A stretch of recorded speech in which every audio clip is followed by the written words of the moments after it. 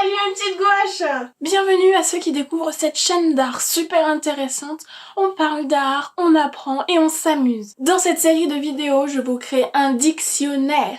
Vous pourrez venir voir les vidéos pour apprendre des mots que vous ne connaissez pas, mais aussi venir si vous avez un doute sur ce mot. Oh bah alors, tu peux leur donner la définition de s'abonner. S'abonner veut dire cliquer sur ce bouton. Allez, on est parti!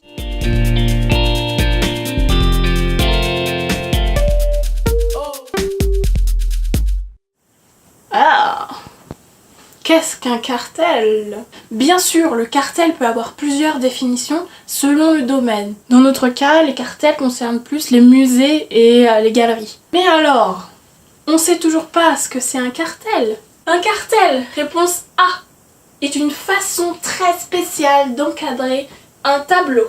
Réponse B est le plan du musée ou de la galerie. Réponse C, une étiquette ou une plaque qui donne des informations sur l'œuvre. Réponse D, une durée d'affichage déterminée par l'exposant.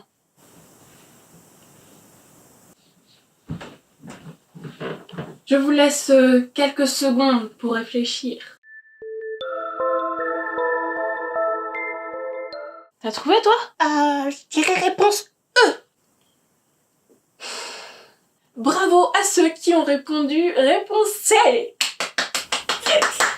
Un cartel est bien une étiquette placée à côté de l'œuvre qui renseigne sur le titre, la date, la technique, les dimensions et parfois les lieux. Le cartel, c'est juste la carte d'identité de l'œuvre. Le cartel sert bien sûr aux spectateurs à connaître et découvrir l'œuvre, mais aussi au musée à classer et ranger les œuvres lorsqu'elles ne sont pas exposées. Mais attendez, le cartel a des règles quand même. Il ne doit être ni trop petit, ni trop gros.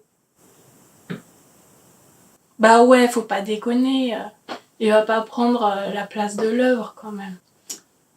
D'ailleurs, la peinture qui est accrochée au mur, je l'ai réalisée dans cette vidéo. Donc si vous êtes curieux, ne perdez pas de temps et allez vite la voir. Mais revenez, hein, c'est pas fini. Le format idéal, c'est 8 cm sur 5,5, à peu près en fait la taille d'une carte de visite. Le cartel doit être bien placé par rapport au tableau. Il doit être propre.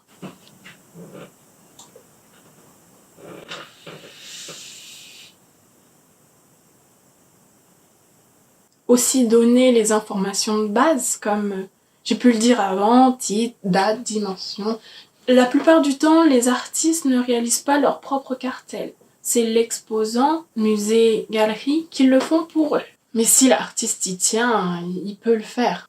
C'est le cas de Hans Holbein le Jeune qui, dans le portrait de Georges Sieyès, peint de manière réaliste un cartellino. Au cas où, c'est de l'italien. Cartellino, cartel, c'est une étiquette informative qui est déjà intégrée dans l'œuvre, dans ce cas-ci, dans la peinture. Regardez.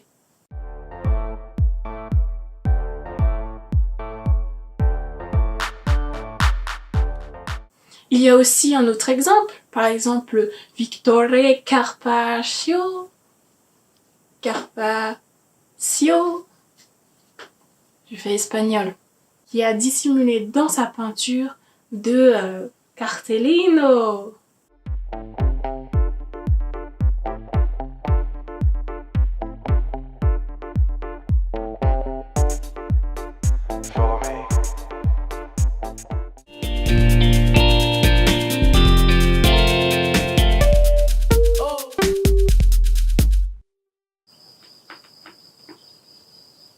Bon, sans surprise, terrasse n'a rien à voir avec ça. Hein. Nous sommes toujours dans un contexte muséal. La terrasse peut s'appeler aussi piédestal ou socle. Donc la terrasse, piédestal et socle ont pour but de mettre en valeur l'œuvre qui est posée dessus. On appelle pied-douche les petits piédestals qui sont en fait principalement utilisés pour les bustes ou les statuettes. À la base, comme je vous l'ai dit un peu plus tôt, Le socle, piédestal ou terrasse est fait pour mettre en valeur. Avec le temps, la place du socle, piédestal, terrasse a évolué. Prenez par exemple Rodin, qui intègre le socle à sa sculpture. Avec sa sculpture, La Source, qui a été réalisée en 1890, on voit bien la place que prend le socle. C'est d'autant plus vrai pour la sculpture La Pensée que Rodin réalise entre 1893 et 1895.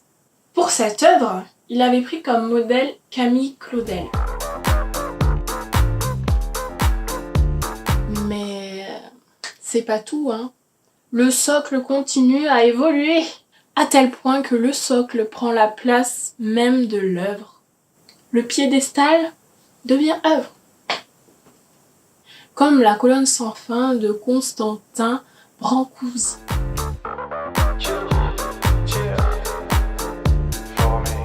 Bon, je vous rassure, elle n'est pas infinie. Elle fait 30 mètres. Bon, jusqu'à maintenant, tous les socles étaient faits en pierre ou en matière assez solide. Et puis, il y a Duchamp qui est arrivé. Il a pris un tabouret et hop, c'est devenu un socle.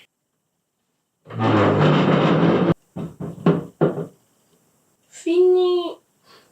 Et voici en photo son ready-made aux roues de bicyclette.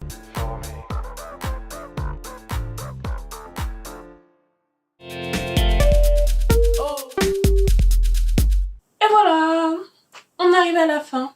Si vous voulez vous promener sur ma chaîne, allez-y, prenez votre temps et découvrez plein de choses. En attendant, je vous dis à la semaine prochaine et abonnez-vous, likez, commentez et surtout partagez. À bientôt.